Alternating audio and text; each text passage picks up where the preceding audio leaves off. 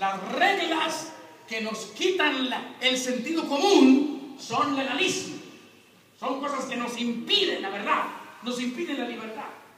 Y Jesús sabía que ellos, aunque ahora eran sus discípulos, habían nacido y crecido como hebreos.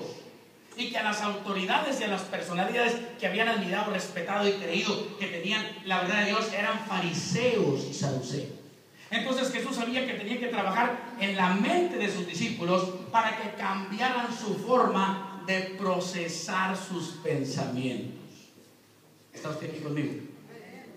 Su forma de procesar sus pensamientos y mi forma de procesar mis pensamientos, si es muy mexicana, va a ser muy ajúa, pero quizá poco espiritual. Quizá va a ser muy norteña, ¿sí? Según el estado del que vengamos. Dijo un amigo que se le olvidó dónde estaba. Estaba en Veracruz y dijo: ¡arriba el norte! Y voltearon todos y le quedaron viendo. Dijo: el norte de Veracruz. Para que no se le quedaran viendo feo, ¿verdad? A veces somos tan apegados a nuestro terruño, a nuestra vida personal, que no nos damos cuenta cuando eso mismo nos impide ser espirituales. Y entonces somos o muy mexicanos, o muy tejanos, o muy de donde deseamos, pero somos más eso que espirituales.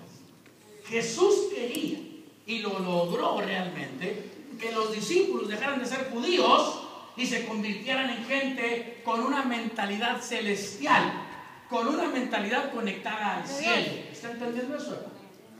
Los pies en la tierra, pero la mente conectada al cielo. Los ojos en la tierra, pero el corazón conectado al cielo. Dice la oración del Padre Nuestro.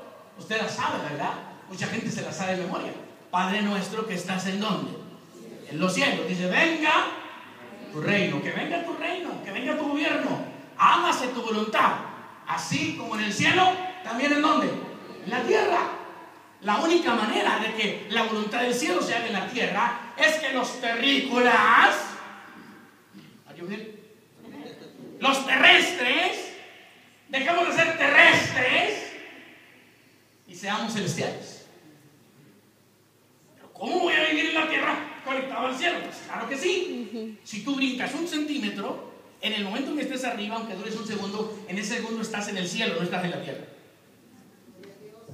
Estuve en el cielo por unos segundos. Ajá. Sí, porque la tierra es redonda. Si usted brinca unos centímetros, usted está en el espacio. ¿Eh? Es muy fácil estar en el cielo, ¿no? Sí, pero cae muy rápido. Así mentalmente no nos podemos separar de la tierra. Somos tan terrestres para pensar. Y los discípulos de Jesús, cuando Jesús le está empezando a decir: cuídate de la levadura de los fariseos, está diciendo: cuídate de la vanidad. Porque la levadura eleva el pan, lo hace así esponjadito, ¿no? Pero usted ve el pan esponjadito por una plana y ¡pam!, se va para abajo. Porque la levadura lo que hace en el trigo o en la masa es inflarlo, ¿okay?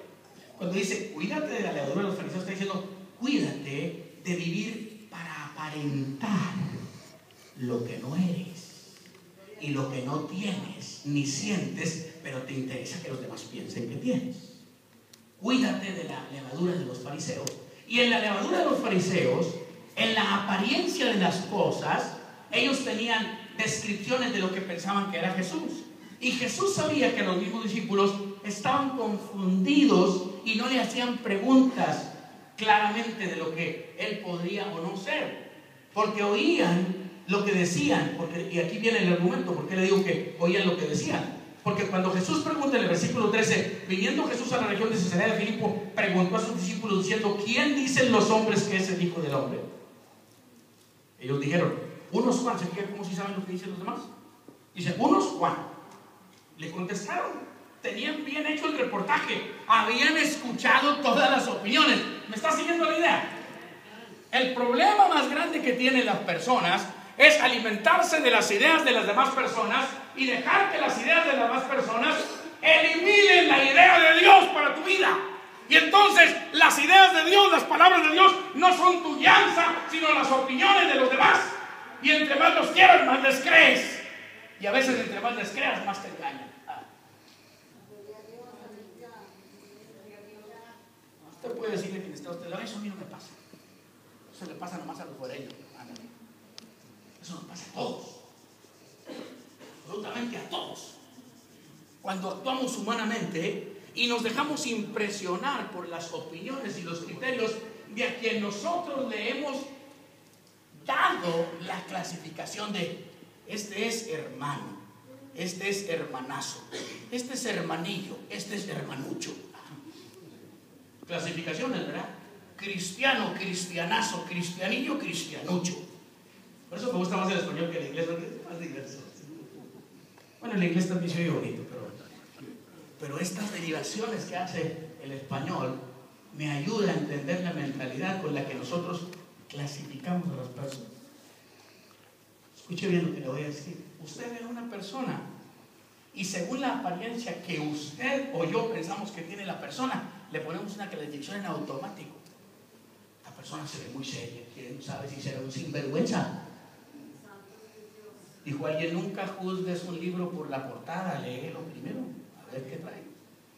Pero el problema es que estamos hechos a los moldes de la gente con la que hemos crecido, que somos muy parecidos a la gente con la que crecimos y con la que nos hemos desarrollado y nos seguimos desarrollando y desenvolviendo. Cristo quería, oiga bien esto, hacer distancia, rompimiento entre la mentalidad natural que ellos tenían y la mentalidad espiritual que necesitaban desarrollar. ¿Me está siguiendo la idea? Usted y yo también necesitamos desarrollar una mentalidad espiritual, y la mentalidad espiritual solamente la desarrolla el Espíritu Santo. El Espíritu de Dios gobernando nuestras vidas, nuestras mentes, nuestros corazones, y nuestra información, más que googleana, tiene que ser bíblica. Dije googleana de Google, porque ahorita hay más cristiano Google que bíblico. Hay cristianos que mueven más los dedos que la boca. Son más hábiles para mover los dedos que para alabar a Dios. Y díganles que levanten sus manos y no las levantan. ¿Por qué? Porque no siento. Pues ¿cuándo vas a sentir? Levántalas aunque no sientas. A ver si ya levantadas sientes algo. No, a mí no me gusta ser hipócrita. No es que seamos hipócritas, es que nos hemos dejado vencer por algunas ideas que van rompiendo con nuestra espiritualidad y van implantando nuestra carnalidad. Y cuando la carnalidad es aceptada como algo natural, entonces no se ve como algo malo, se ve como algo normal. Y hasta decimos: es que así soy yo, así somos nosotros. Bueno, ¿y cómo quiere Dios que seamos? Esa es la pregunta. Entonces Jesús sabía que la información que ellos tenían, dice, unos dicen que eres Juan el Bautista. Juan el Bautista había sido decapitado. Otros Elías había sido arrebatado al cielo, entonces seguramente regresó. Y otros Jeremías o alguno de los profetas. O sea, había buenas opiniones de lo que podía ser Jesús, porque eran grandes personajes con lo que lo estaban asociando, pero no era cierto. Tú no te puedes conformar con lo bueno cuando Dios quiere lo excelente para ti. No te puedes conformar con lo bueno cuando Dios quiere lo mejor para tu vida. Pero muchas veces la apariencia, la primera interpretación, la primera alternativa, si es más o menos buena, pues así nos vamos. Cuando dijeron lo que habían oído, Jesús enfatiza o particulariza más la confrontación de la pregunta. Y Él les dijo: y vosotros, ya me dijeron lo que dicen los demás. Y ves que sí estaban informados de lo que dicen los demás. Entonces Jesús dice: ahora quiero la opinión tuya, no la que oyes de los demás. Y aquí quiero una primera cosa resaltar muy fuerte en tu vida, hermano. A Dios le interesa que tú tengas voluntad propia, que tengas voluntad propia e independiente, que lo que tú decides y lo que tú haces en la vida tenga una razón de ser correcta, tenga una base fuerte, buena, justa, verdadera, espiritual. Y la única manera de tener una voluntad independiente con una voluntad justa y verdadera es estar nutrido de la palabra de Dios. Si tú ni yo no estamos alimentados de la palabra de Dios, no entendemos su revelación, no estamos recibiendo iluminación de la palabra, entonces caminamos como cristianos light, debilones, con opiniones ahí encontradas. ¿Y vosotros quién decís que soy yo? Respondiendo Simón Pedro, dijo. ¿Quién respondió? Dice ese texto. Simón Pedro. Esto es muy interesante como Mateo describe al apóstol. Simón Pedro, este es un nombre de dos nombres. Simón era el nombre natural con el que estaba, si me permiten así, registrado en el registro civil, el apóstol.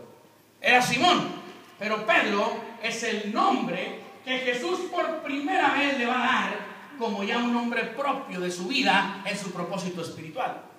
Nunca le había llamado Pedro, a excepción de cuando dijo, tú te vas a llamar Pedro, cuando lo llamó. Simón quiere decir caña endeble, mira qué curioso. Y Pedro quiere decir piedra firme. Entonces Simón Pedro en sus dos nombres lleva débil fuerte. Ven para acá. Es como esos dulces que son agridulces. Son agrios y son dulces. Ay, qué rico, dijo una niña, ¿verdad? Agridulce. La personalidad natural de Pedro era la personalidad de Simón.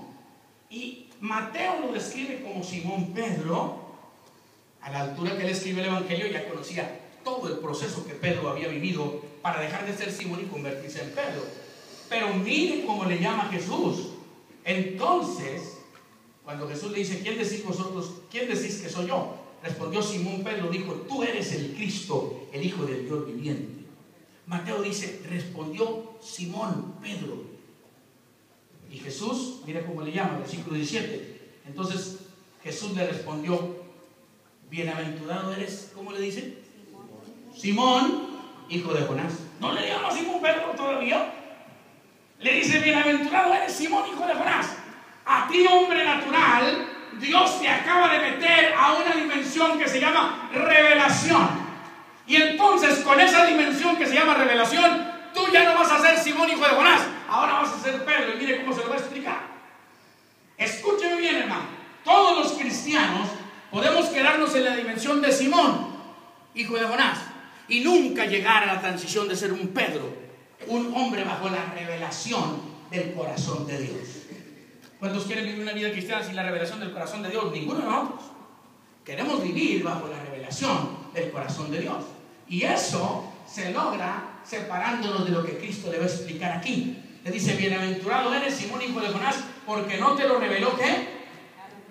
Carne ni sangre. Dice, eres un hombre de lo más feliz que puede haber en la tierra, porque acabas de entrar en una dimensión en que tu carne y tu sangre no te están gobernando. Ni tu carne ni tu sangre te revelaron esta respuesta. Carne y sangre no pueden producir espiritualidad. Entonces, ¿cómo le hacemos, hermano? Por eso dijo Pablo, ay de mí, ¿quién me librará de este cuerpo de muerte? Entonces, mientras estemos en este cuerpo, hermano, ¿estamos condenados a vivir en el pecado? No. Porque si realmente el poder transformador de Cristo está en nuestra vida, tú vives en el cuerpo las cosas que se necesitan funcionalmente, anatómicamente, biológicamente, cultural y socialmente, pero no te domina tu cuerpo a ti, porque ahora tu espíritu está conectado al Espíritu de Dios y ahora eres un espíritu hecho perfecto por la sangre de Cristo. Ya tu cuerpo no gobierna tu vida. Entonces Simón, hijo de Jonás, recibe la declaración de Jesucristo. Bienaventurado eres, Simón, hijo de Jonás, porque no te lo reveló carne ni sangre, sino mi Padre que está en los cielos. Se le dice, acabas de recibir revelación en tu vida. No vino de carne y sangre. No hay medio humano que informe, que conecte, que transmita, que comunique lo espiritual. El hombre carnal, dice Pablo en Corintios, no entiende las cosas que son del espíritu. Y hasta le llama el hombre animal, el hombre natural. No entiende las cosas que son del espíritu. Pero el hombre espiritual sí entiende las cosas que son del espíritu. Y no es gobernado por nadie, sino que él juzga todas las cosas. ¡Qué bendición, hermano! La vida cristiana, hermano, no puede seguir siendo, como es para muchos, una vida de consumismo de emociones espirituales y religiosas.